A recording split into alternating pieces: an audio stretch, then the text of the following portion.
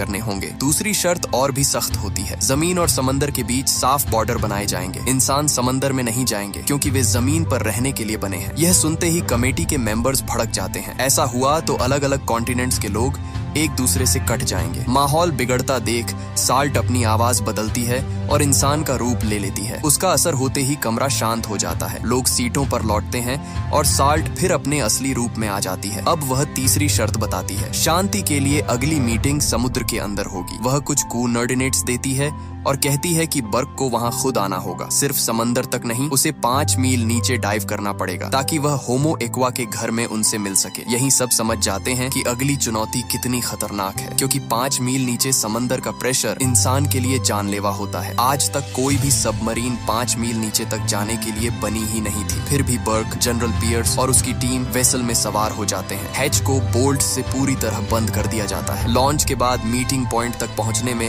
करीब 2.5 घंटे लगते हैं। सफर के दौरान छाहों लोग आपस में बात करने लगते हैं, अगर जिंदा लौटे तो घर जाकर क्या करेंगे। बर्क देखता है कि टैड बहुत घबराया हुआ है तो वह उसे शांत करने की कोशिश करता है। दूसरों को हौसला देते हुए बर्क खुद को भी संभाल रहा होता है। अचानक सबमरीन रुक जाती है। पियर्स ऊपर संपर्क करने की कोशिश करता है लेकिन कोई जवाब नहीं मिलता। कुछ ही देर में सबको लगता है कि सबमरीन बहुत तेजी से मूव कर रही है, जबकि सतह से उनका संपर्क पूरी तरह टूट चुका होता है। प्रेशर चेक करते हुए मिन हैरान हो जाता है। बाहर का प्रेशर बिल्कुल जमीन जैसा था, जो नामुमकिन लग रहा था क्योंकि वे 5 मील नीचे थे। तभी जोर का झटका लगता है और सारी लाइटें बंद हो जाती हैं। सभी तुरंत ऑक्सीजन मास्क पहन लेते हैं। जब हैच खुलता है तो सब चौंक जाते हैं। सबमरीन के अंदर पानी नहीं होता। वे बाहर निकलते हैं और देखते हैं कि वे समंदर के नीचे एक विशाल गुफा में खड़े हैं। वहां का तापमान करीब 21 डिग्री होता है और हवा में भरपूर ऑक्सीजन मौजूद होती है। इस अजीब जगह को देखकर टीम अभी संभली भी नहीं थी कि साल्ट सामने आ जाती है। वह बताती है कि इतनी गहराई तक पहुंचने वाले वे पहले इंसान हैं। यह पूरा माहौल खास तौर पर इंसानों के लिए बनाया गया है,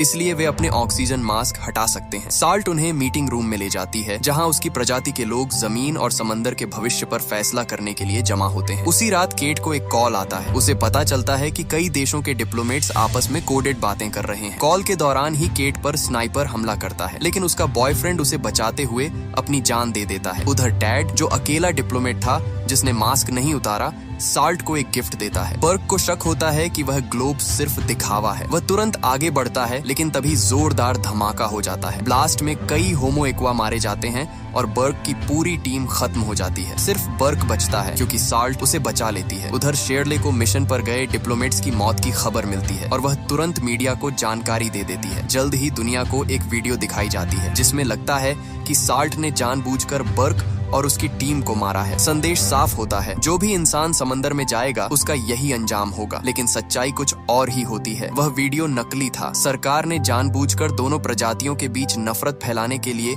यह सब किया था। तेजी से सतह की तरफ तैरते हुए साल्ट देखती है कि बर्क को बचाने के लिए हेलीकॉप्टर भेजा गया है। जमीन पर पहुंचते ही बर्क साफ बताता है कि ब्लास्ट का रीजन डेड था। केट उसकी बात मान लेती है, लेकिन कहती है कि साल्ट से पूछताछ जरूरी है। फिलहाल साल्ट को हिरासत में ले लिया जाता है। केट तुरंत यह पता लगाने में लग जाती है कि उस आदमी को पैसे किसने दिए थे। जांच में सामने आता है कि उसे स्टेज 4 कैंसर था और वह मिशन पूरा करने के लिए कुछ भी कर सकता था। साल्ट की तेज समझ की वजह से उसकी प्रजाति पर आरोप नहीं जाता, लेकिन फिर भी उसे एक स्टील के डब्बे में बंद कर दिया जाता है। जब बर्क को पता चलता है कि साल्ट पर लैब में एक्सपेरिमेंट होंगे तो वह एक्शन लेता है। वह ट्रक की चाबी उठाता है, गाड़ी रिवर्स करता है और डब्बे को नदी में गिरा देता है। साल्ट आजाद होते ही बर्क भी पानी में कूद जाता है और साल्ट उसे बचा लेती है। उसी रात होमो एक्वा इंपीरियल हाउस में नई मीटिंग बुलाते हैं। इस बार साल्ट की जगह टाइड नाम का सीमैन आता है। वह गुस्से में कहता है कि इंसान इतने पागल हो चुके हैं कि अपने ही लोगों को धमाके में मरवा दिया। केट माफी मांगती है,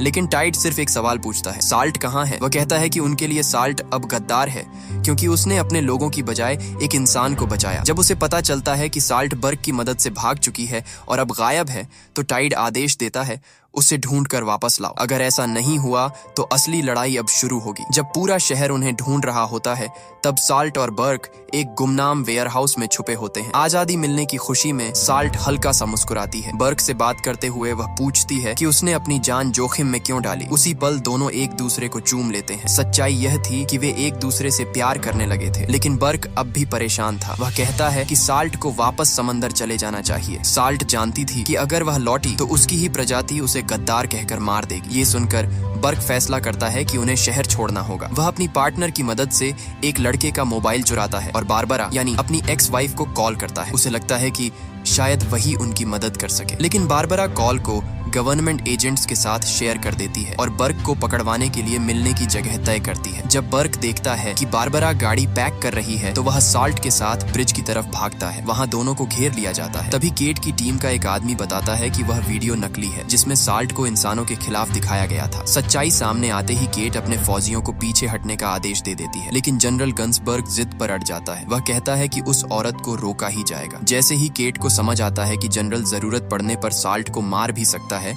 वह तुरंत अपनी टीम को आदेश देती है, टारगेट बदलो और ब्रिटिश फौजियों पर बंदूक तान दो। दोनों फौज आमने सामने खड़ी होती हैं। हालात बेकाबू होने ही वाले होते हैं कि तभी साल्ट एक भयानक चीख मारती है और नदी में कूद जाती है। उसी रात होमो एक्वा एक अजीब आवाज निकालते हैं। समंदर के पास के शहरों से सारे कुत्ते खींचते हुए बीच तक आ जाते हैं। फिर फिशिंग नेट्स से उन्हें पकड़ लिया जाता है। अगले दिन जब जानवरों के बारे में पूछा जाता है तो टाइड ठंडे लहजे में कहता है, हमने उन्हें खा लिया, ठीक वैसे ही जैसे इंसान मछलियां खाते हैं। सैटेलाइट इमेजेस देखकर साइंटिस्ट डर जाते हैं। होमो एक्वा ग्लेशियर्स पिघला रहे थे। अगर ऐसा ही चलता रहा तो अंटार्कटिका हर साल 300 बिलियन टन बर्फ खो देगा। समुद्र का लेवल 1600 फीट तक बढ़ सकता है और ज्यादातर इंसान डूब जाएंगे। अब जनेथन टाइड से इंसानियत बचाने की बात करता है। जवाब में टाइड साफ कह देता है, इंसानों के पास सिर्फ 5 साल हैं। अगर इस दौरान प्लेनेट ठीक नहीं हुआ तो पूरी इंसानी प्रजाति खत्म कर दी जाएगी, क्योंकि तुम लोग इस धरती पर रहने लायक ही नहीं हो। उधर अथॉरिटीज तय करती हैं कि बर्क का क्या किया जाए। उसे एक होटल रूम में निगरानी में रखा जाता है। एक दिन खाना खाने के बाद बर्क बेहोश हो जाता है। उसके कमरे में साइंटिस्ट घुसते हैं। सोते वक्त उसके शरीर में इंजेक्शन दिया जाता है और फिंगरप्रिंट ले लिए जाते हैं ताकि बाद में उसे झूठे इल्जाम में फंसाया जा सके। साइंटिस्टों के जाते ही बर्क को होश आ जाता है। वह चुपचाप बीच की तरफ चला जाता है, इस उम्मीद में कि शायद साल्ट मिल जाए। सूरज निकलते ही फिश वुमन सामने आती है। बर्क उसे देखकर दौड़ता है। उसे जिंदा देखकर वह राहत महसूस करता है, लेकिन भागने की बजाय साल्ट कहती है कि टाइड के साथ नया एग्रीमेंट मांगो। अगर ऐसा नहीं हुआ तो उसके लोग पूरी इंसानी प्रजाति को खत्म कर देंगे। इतना कहकर वह जाने लगती है। जाने से पहले साल्ट बर्क को किस करती है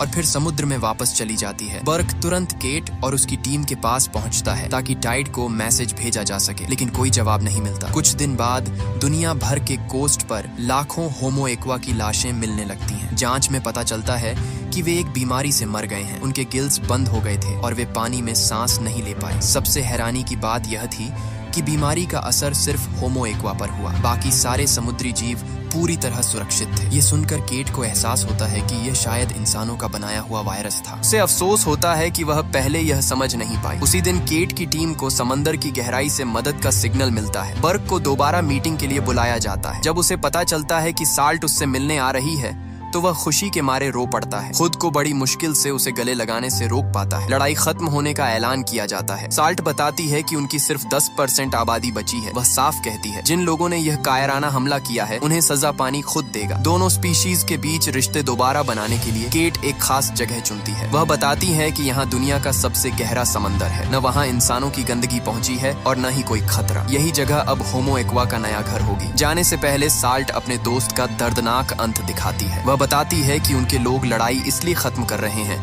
क्योंकि जो बचे हैं वे इंसानों से डर चुके हैं। वे इंसानों का मुकाबला नहीं कर सकते क्योंकि चालाकी उनकी फितरत में नहीं है। होमो एक्वा के जाते ही ग्रेट हॉल के कांच के पैनलों में दरारें पड़ने लगती हैं। पानी अंदर आने वाला होता है। लोग घबराकर भागने लगते हैं। बर्क शांति से खड़ा रहता है, लेकिन हैना उसे आखिरी वक्त पर बचा लेती है। उसी दिन केट को बर्क की मेडिकल रिपोर्ट मिलती है। रिपोर्ट बताती है कि उसका DNA बदल चुका है। अब उसके जीन्स होमो एक्वा जैसे हो गए हैं। यह जानकर केट फैसला करती है कि बर्क को समंदर ले जाया जाए ताकि वह साल्ट से फिर मिल सके। साल्ट को किस करते ही बर्क के गिल्स निकल आते हैं और वह पानी के अंदर भी सांस लेने लगता है। अब उसके पास अपनी किस्मत चुनने का मौका होता है और वह फैसला करता है कि वह साल्ट के साथ समंदर में ही रहेगा। वीडियो पसंद आई हो तो लाइक कर देना, चैनल को सब्सक्राइब